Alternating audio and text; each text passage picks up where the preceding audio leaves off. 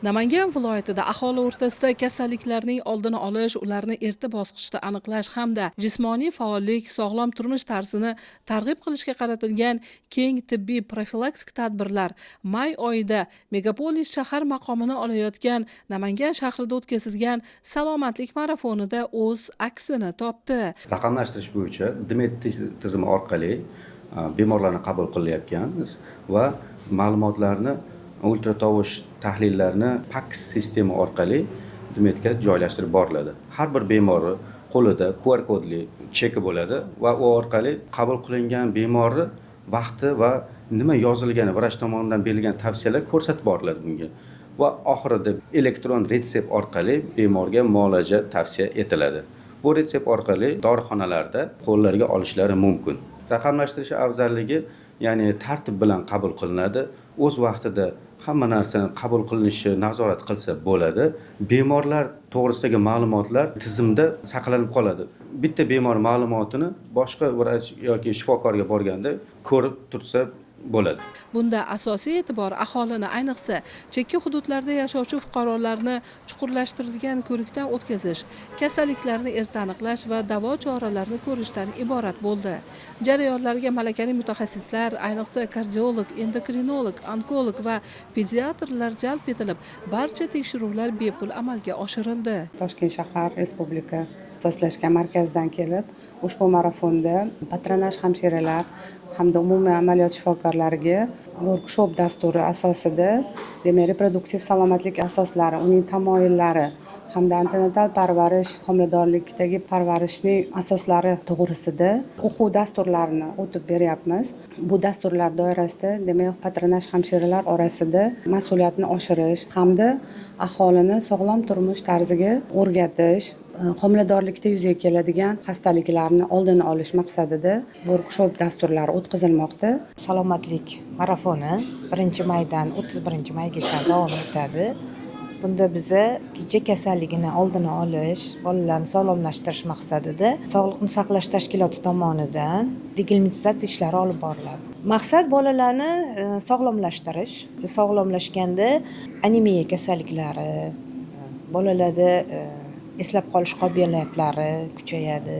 Yana undan tashqari har xil yuqumli kasalliklarni oldi olinadi. O'zimizni sog'lig'imizni aniqlashtirib olyapmiz, sog'lom ekanmiz. Tarozda tortildim. Bo'y vaznlarimni ko'rsatdim. Qandli diabetlarni o'lchatdim. Qon bosimlarim yaxshi ekan. Yo'l-yo'lakay o'tib ketayotgandim. O'zimni bir tekshiray deb kirib, o'zimni tekshirtirib o'tib ketyapman. Hurmatli prezidentimizga ming rahmat. Mamlakatimizda xalqimiz salomatligini mustahkamlash, aholiga ko'rsatilayotgan tibbiy xizmat sifati va saviyasini yuksaltirish, ayniqsa onalar va bolalar, nogiron, ijtimoiy ko'makka muhtoj fuqarolar sog'lig'ini muhofaza qilishga qaratilgan keng ko'lamli ishlar bardavomlik kasb etmoqda. Salomatlik marafoni doirasida maqsadli skrining tekshiruvlari, ambulator va statsionar tibbiy yordamni kuchaytirish, davlat tibbiy sug'urtasi orqali bemorlarga ko'mak berish tadbirlari izchil amalga oshirildi. Salomatlik marafoni umummilliy harakatidan aholining xabardorligini oshirish uchun maxsus bannerlar o'rnatilib, targ'ibot materiallari bilan ta'minlandi. Shifokorlar, patronaj hamshiralar, mahallalar, aholi gavjum maskanlarida sog'lom turmush tarzi oynasi, salomatlik ko'rsatkichlari shiori ostida fuqarolarning og'irligi, bo'yi, qon bosimi, qondagi qand miqdori o'lchandi. Aholiga profilaktik tibbiy ko'riklardan o'tish tartiblari tushuntirildi. Kasalliklarning kelib chiqishi va oldini olish mavzusida bukletlar tarqatildi. Biz mana shu yerda o'tib ketayotgandik. Sog'lom ovqatlanish to'g'risida marafon bo'lib o'tgan ekan. Biz o'zi sog'lom ovqatlanish bo'yicha ma'lumotga ega edik. Qizlar yaxshi tushuntirib, yana ham harakat qilamiz. Sog'lom turmush tarzini boyitamiz. Mana shu ishlarni yaxshi olib borilsa, sog'lom turmush tarzimiz yaxshilanaveradi. Salomatlik marafoni doirasida Namangan shahrining aholi gavjum joylarida 4 ta salomatlik nuqtasi tashkil etildi. Zamonaviy tibbiy xizmatlar yo'lga qo'yildi. Ko'p tarmoqli markaziy poliklinikada 18 turdagi laborator hamda 28 turdagi instrumental tekshiruvlar o'tkazish uchun tibbiy asbob uskunalar bilan ta'minlandi. 7 turdagi tibbiy ko'riklar va surunkali kasalliklar bo'yicha tekshiruvlarni o'tkazish imkoniyati ham yaratildi.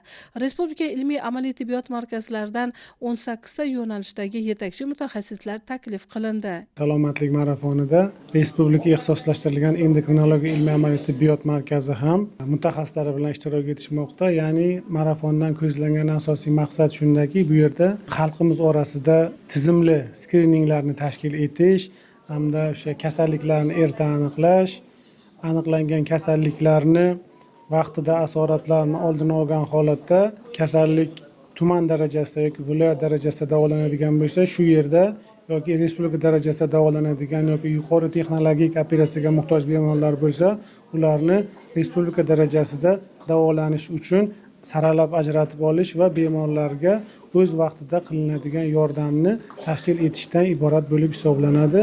Sog'liqni saqlash vazirligining buyrug'i asosida 1-maydan 31-may kunga qadar mana shu bizni tumanimizda salomatlik marafoni oyligi boshlandi. Bu salomatlik marafoni oyligining asosiy ahamiyati turli yoshdagi aholimizni tibbiy ko'riklardan o'tkazdik. Ulardagi turli kasalliklarni oldini olish bo'yicha ham katta ishlar amalga oshirildi. Umuman tibbiy ko'rik natijalarida aniqlangan birlamchi kasalliklar bo'yicha tavsiyalar olishdi. Juda ko'p operatsiyalar, davolanishlar bepul amalga oshirildi. 8-oila poliklinika misolida gapiradigan bo'lsam, 3402 nafar aholiga xizmat ko'rsatamiz. Mana shu aholini deyarli hamma qatlamini aniqlangan kasalliklar bo'yicha tegishli tavsiyalarni berildi, dori-darmonlar berildi. 1-maydan 30-mayga qadar Namangan shahrida o'tkazilgan salomatlik marafonida bitta ko'p tarmoqli markaziy poliklinika, 10 ta oilaviy poliklinikaga jami 90 ming nafardan ziyod aholi murojaat qildi. Ularning 1024 nafariga statsionar, 15317 nafariga ambulator muolajalar ko'rsatildi. Muhimi, kasallikni erta aniqlash uchun samarali davolash imkoni ham yaratilmoqda. Ayniqsa 30-65 yoshdagi ayollarning 2728 nafarida ko'krak bezi saratonini erta aniqlash uchun savolnoma hamda mammografiya tekshiruvidan o'tkazildi. 4 nafarda ko'krak bezi saratoni erta bosqichda aniqlandi. 1462 nafar ayol esa bachadon bo'yni saratoniga tekshirildi. Bunday tadbirlar ayollar o'rtasida sog'lom turmush tarzini keng joriy etishga turtki bermoqda. Mana hozir Milliy tibbiyot markazidan salomatlik marafoni doirasida Namangan shahriga va skrining tekshiruvi o'tkazish uchun keldik va shu skrining jarayonida 100 dan ortiq ayollarni koloproktologik va ginekologik muammolarni har tomonlama o'rgandik va Namangan shahrida shu yerni o'zida bir nechta amaliyotlarni rejalashtirdik. Bu kasalliklar doirasida gemoroid, treshina, yo'g'on ichak, to'g'ri ichak kasalliklarini bemorlar bilan tahlil qildik va bu doirasida shifokorlarimiz bilan birgalikda o'z tavsiyalarimizni berdik. Salomatlik marafoniga biz mahalladoshlarimizni hammalarni mammografiya ko'rigiga chaqirishdi, keldik. Salomatlik marafonimiz tumanimizga keldi. Mana hammamizga yaxshi bo'ldi. Davlatimizga rahmat. Biz hozir marafon bo'yicha tekshiruvlar o'tkazilyapti. Qanchalik erta bosqichda aniqlansa, shuncha yaxshi. Shuning uchun erta bosqichda aniqlanayotgan ayollarimiz ko'pida davolanib yaxshi bo'layotgan ayollar juda ham ko'p. Aholimizni tibbiy madaniyatlari hozirda oshib boryapti. Ayollar o'zlari mana ko'krak saratonini erta bosqichda aniqlash uchun yo'naltirilsa, ilgari xonadon aytilsa, hozir o'zlari eshitgandayoq kelib uchrashyapti. Yana bir jihat, bolalar o'rtasida kasalliklarni erta aniqlash va davolashda ham salomatlik marafonining ahamiyati katta bo'ldi.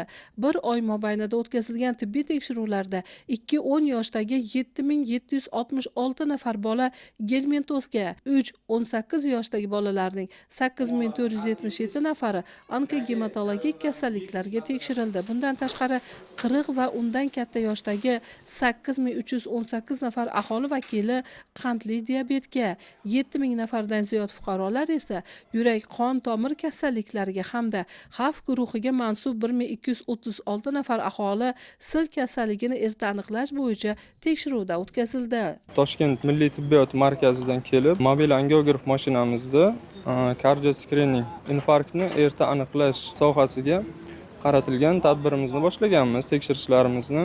Bunda echografiya, EKG, yurak qon tomir kasalliklarini ko'rib, kontrast moddasi orqali aniqlanadi bu yerda. Agar ko'p qon tomirli zararlanishlar bo'lsa, bunda AKSH amaliyotiga ko'rsatma beramiz. Agar 1 va 2 qon tomirli bo'lsa, bunda stent qo'yib davolab beriladi. Ijtimoiy reyestrga kiruvchilar, pensionerlar, 1-2 guruh nogironligi borlarni mutlaqo bepul tekshirish amaliyotini o'tkazmoqdamiz. Bir kunda 300 tadan kasallarni qamrab olib aholini 7 ta skrining bo'yicha qandli diabet, yurak qon tomir kasalliklari bo'yicha, kamqonliklar bo'yicha, bolalarniki 2-10 yoshgacha bo'lgandagi gelmintozlarni, hamma kasallik birlamchi kasalliklarni biz aniqlashtirib, bir kunda 300 tadan qamrab oldik. Bu marafon bizga birlamchi kasalliklarni aniqlashtirdik. Hammasiga bergan maslahatlarimiz berdik. Aholini tibbiy madaniyatini ancha oshirdi. Aholi o'zi kirib kelib, o'zini sog'lig'iga qayg'uradigan bo'lib qoldi. Marafon bizga ancha turtki bo'ldi. Salomatlik marafoni 1 oy mobaynida o'tkazilgan bo'lsa-da, ko'plab shifotalab bemorlarning dardiga darmon topilishida muhim ahamiyat kasb etdi. Buni 264 nafar bemorda jarrohlik, 46 nafarida yuqori texnologik murakkab jarrohlik amaliyoti o'tkazilgani ham isbotlab turibdi. Albatta, bunday tadbirlar aholi o'rtasida tibbiy madaniyatni oshirish, kasalliklarni erta aniqlash va barvaqt davolash imkonini beradi.